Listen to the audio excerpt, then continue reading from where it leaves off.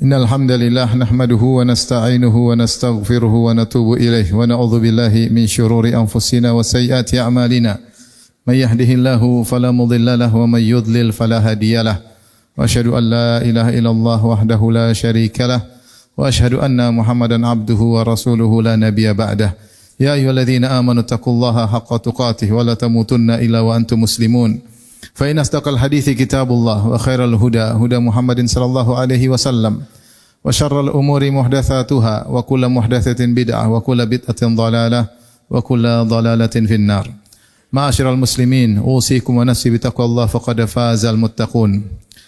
Sungguhnya Allah Subhanahu wa taala telah mengabarkan dalam Al-Qur'an bahwasanya Allah menciptakan manusia dari tanah, ya. Wa bada'al khalqal insani min tin, dan Allah memulai penciptaan manusia dengan tin, yaitu tanah yang tercampur dengan air.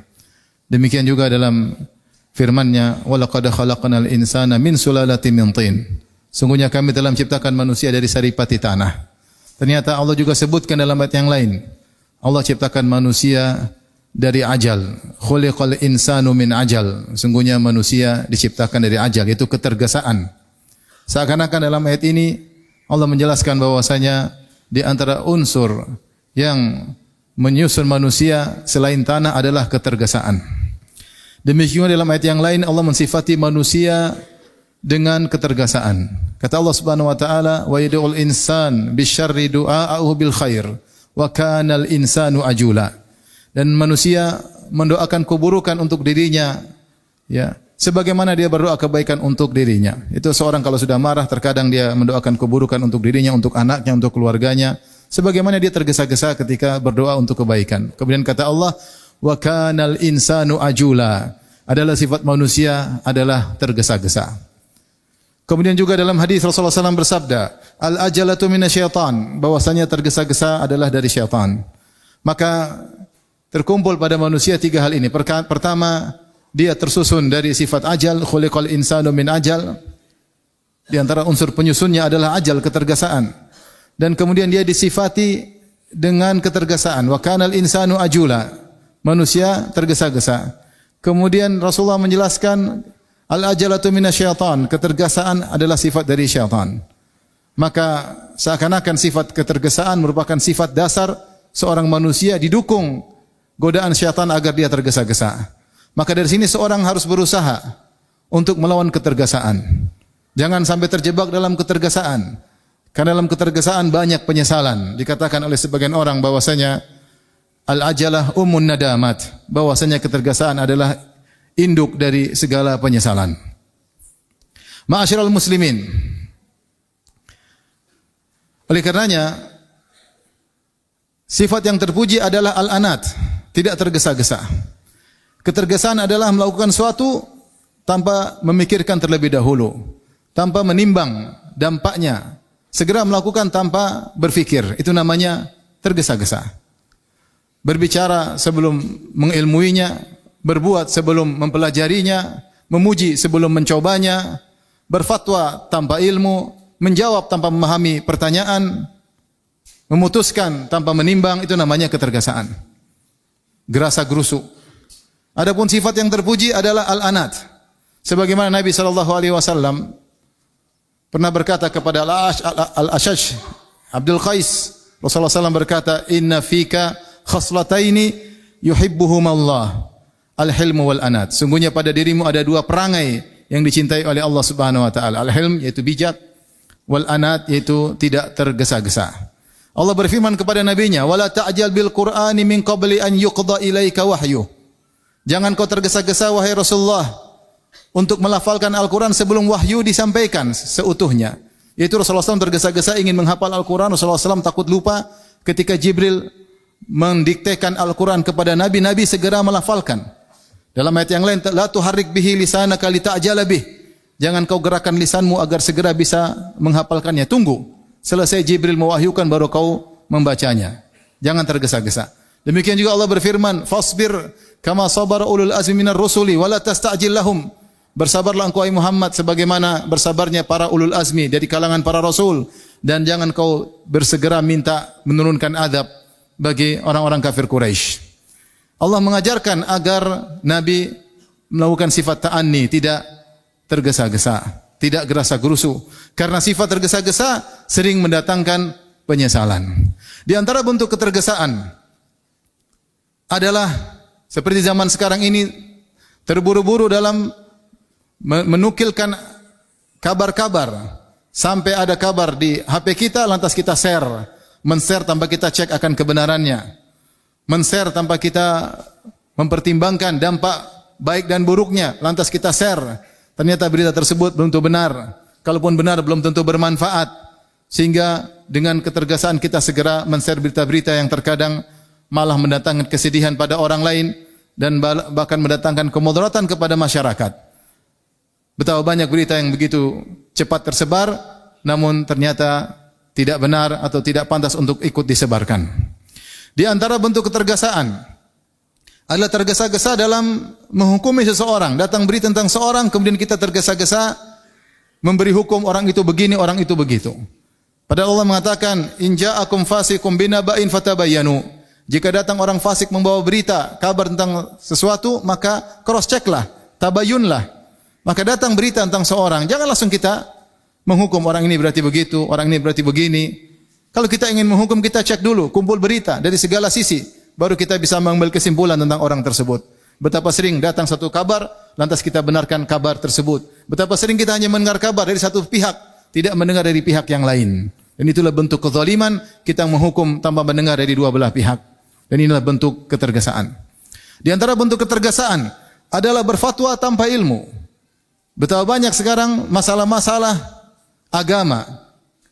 Kemudian seorang dengan mudah menghukumi, hukumnya begini, hukumnya begitu, padahal dia bukan ahli dalam bidangnya. Bahkan kalau dia pun ahli, dia tidak mengumpulkan ya data dengan yang akurat dan lengkap sehingga kemudian dia menyampaikan suatu fatwa tentang suatu permasalahan. Yang mungkin permasalahan itu kalau disampaikan kepada kibar ulama, para ulama besar, mereka mungkin harus duduk bermajelis dengan puluhan ulama untuk merundingkan tentang permasalahan ini. Mungkin perlu seminggu, 2 minggu baru mengeluarkan hukum. Terkadang sebagian kita baru datang masalah langsung kita mengatakan hukumnya haram atau halal, padahal kita bukan ahlinya. Terkadang yang motivasi tersebut hanya ingin agar viral. Segera dia yang pertama kali berbicara, dia yang pertama kali ngomong, dia yang pertama kali berpendapat. Padahal permasalahannya bukan permasalahan sepele, tapi permasalahan besar. Dan hubungan yang terkait antara dia, terhadap dia, antara surga dan neraka. Karena di antara kebodohan adalah berfatwa tanpa ilmu. Dahulu para sahabat, kalau ada permasalahan, maka mereka mengoffer kepada yang lainnya. Kamu saja yang jawab, kamu saja yang jawab. Mereka tidak tergesa-gesa untuk menyampaikan permasalahan-permasalahan hukum. Namun sekarang semua orang hobi berbicara tentang masalah agama. Dengan mudah berbicara masalah agama. Ya, tidak takut kepada Allah Subhanahu wa taala. Di antara ketergesaan, segera berbicara tentang hukum masalah agama tanpa ilmu. Di antara bentuk ketergesaan adalah mengatasi permasalahan keluarga terburu-buru. Emosi lantas menjatuhkan talak, menjatuhkan cerai. Emosi langsung mengusir istri dari rumah. Ini adalah bentuk kesalahan. Ada aturan dalam syariat terkait dengan masalah rumah tangga. Kalau istri melakukan kesalahan, maka ada tingkatannya. Wallati takhafun nusyuzahunna fa'idhuhunna wahjuruhunna fil madhaji wadribuhun. Nasihati dulu dengan waktu yang cukup menasihatinya. Kalau tidak mau maka diboikot. Kalau tidak belum baik lagi maka bisa dipukul dengan dzarban ghairu mubarrih, pukulan tanpa melukai. Kalau belum bisa lagi maka wa in khiftum shiqaqa bainihima fab'athu hakaman min ahlihi wa hakaman min ahliha. Yurida islaha yuwaffiqillahu bainahuma. Kalau belum bisa lagi maka utus utusan dari pihak keluarga istri dan pihak keluarga suami untuk merundingkan. Banyak hal. Bukan sedikit-sedikit kemudian cerai, sehingga betapa banyak rumah tangga hancur karena ketergesaan suami atau ketergesaan istri segera minta cerai atau segera kabur dari rumahnya menuju rumah orang tuanya sehingga menjadi permasalahan semakin runyam.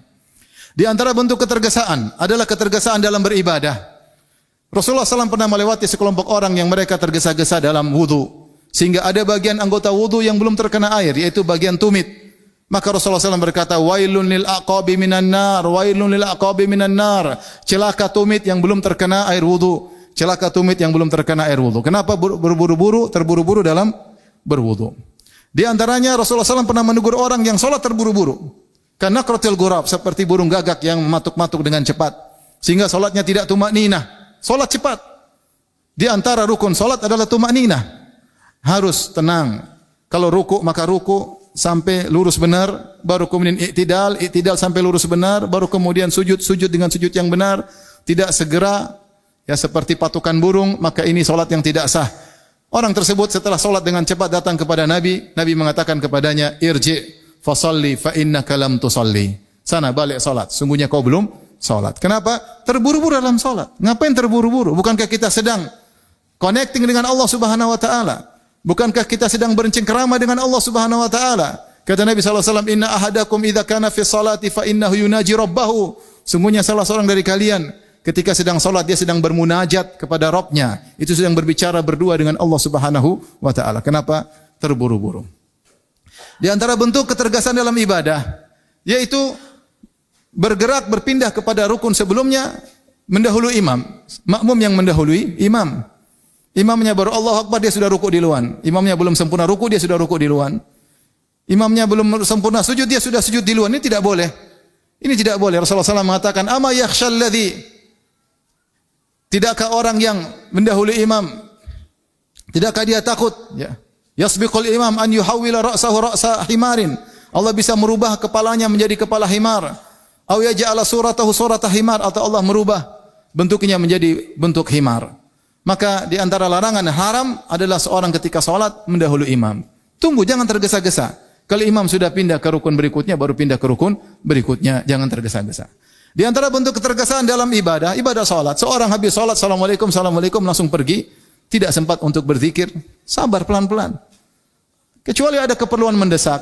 Memang benar zikir setelah salat hukumnya sunnah. Tapi apa ketergesaan? Buat apa tergesa-gesa? Apakah ada yang sangat penting? Justru setelah zikir, setelah salat itu ada ketenangan. Kecuali ada hal yang mendesak. Zikir, kemudian melanjutkan kegiatan selanjutnya. Di antara bentuk ketergesaan adalah dalam doa. Seorang berdoa tergesa-gesa ingin dikabulkan. Ketika tidak dikabulkan, maka dia suudzon kepada Allah. Kemudian dia tinggalkan doa tersebut. Kata Nabi SAW, yustajabu li ahadikum malam ya'jal. Seorang dikabulkan doanya selama dia tidak terburu-buru. Yaqulu da'autu walam mustajab li. Dia berkata, aku sudah berdoa dan tidak dikabulkan. Akhirnya dia pun meninggalkan doa tersebut. Oleh karenanya, seorang berusaha melawan sikap ketergesaan. Karena sikap tergesa-gesa sering mendatangkan penyesalan. Aqulu qouli hadza astaghfirullah li wa lakum wa lisal muslimin kulli dhanbin khati'ah fastaghfiruhu innahu huwal ghafurur rahim. Alhamdulillahi ala ihsanihi wa syukru lahu ala taufiqihi wa amtinanihi. Asyhadu an la ilaha illallah wahdahu la syarika lahu ta'ziman li sya'nihi wa asyhadu anna Muhammadan abduhu wa rasuluhu da'ila ridwanihi. Allahumma salli alaihi wa ala alihi wa ashabihi wa ikhwanihi. Ma'asyiral muslimin, sungguhnya sifat yang terpuji adalah ta'anni, tidak tergesa-gesa. Kalau timbul ketergesan dalam hati kita, kita tenang. Sungguhnya itu adalah dari syaitan. Sampai kita cross check, sampai kita cek, sampai kita kumpulkan data, sampai kita timbang. Kalau sudah semua kita lakukan, maka silakan melakukan kegiatan. Jangan sampai kita melakukan kegiatan sebelum kita renungkan dan sebelum kita timbang-timbang. Adapun dalam beramal saleh, yang amal saleh tersebut benar-benar tidak diragukan akan kebaikannya, maka segeralah. Dalam hadis kata Rasulullah SAW, at-tu'adu fi kulli syai'in khair illa fi amalil akhirah. Tidak tergesa-gesa, tenang dalam segala kegiatan adalah baik kecuali dalam amalan akhirat. Dalam amalan akhirat kita disuruh untuk bersegera. Allah Subhanahu wa taala berfirman, "Wasari'u ila maghfiratin min rabbikum wa jannatin arduha as-samawati wal ardu iddat lil muttaqin." Bersegeralah kalian menuju ampunan Allah dan menuju surga yang luasnya seluas langit dan bumi yang Allah siapkan bagi orang-orang yang bertakwa. Allah juga berfirman, "Sabiqu ila maghfiratin min rabbikum wa jannatin arduha ka ardis samai wal ardi uiddat lil ladzina amanu billahi wa rusulih." Kata Allah, cepatlah, duluanlah. Allah juga berfirman, "Wa fi dzalika falyatanafasil mutanafisun." Untuk urusan pahala akhirat maka bersainglah. Rasulullah SAW bersabda, "Badiru bil a'mali fitanan ka qita'il lail muzlim." Bersegeralah kalian untuk melakukan amal saleh sebelum datang fitnah-fitnah yang sangat gelap, membutakan orang seperti malam yang gelap gulita. Nabi SAW juga bersabda, "Ibtanin khamsan qabla khamsin." Segera lakukan 5 perkara sebelum datang 5 perkara yang lain. Di antaranya, syababaka qabla haramik, masa mudamu sebelum masa tuamu. Sihataka qabla saqamik, mumpung masih sehat sebelum engkau sakit. Ya. Ginaka qabla faqrik, mumpung masih punya duit, lakukan kegiatan ibadah sebelum datang kesulitanmu, sebelum ekonomi lemah, sebelum miskin. Faraga qabla syughlik, yaitu waktu luangmu, mumpung masih punya waktu luang, maka beribadahlah sebelum datang waktu sibukmu sehingga kau tidak sempat untuk beribadah. Hayataka qabla mautik, mumpung masih hidup, mumpung masih ada nafas bisa kita hembuskan, mumpung ada ruh dalam tubuh, maka lakukanlah amal saleh sebelum datang kematianmu. Maka jika seorang sudah tahu ini amal saleh, maka bersegeralah, tidak usah dia tunda-tunda. Dan hati-hati jangan sampai ditimpa dengan penyakit malas sehingga malas beribadah. Kita tidak tahu kapan Allah mencabut nyawa kita. Inna Allaha malaikatahu yusalluna ala nabi ya ayyuhalladzina amanu sallu alaihi wa sallimu taslima.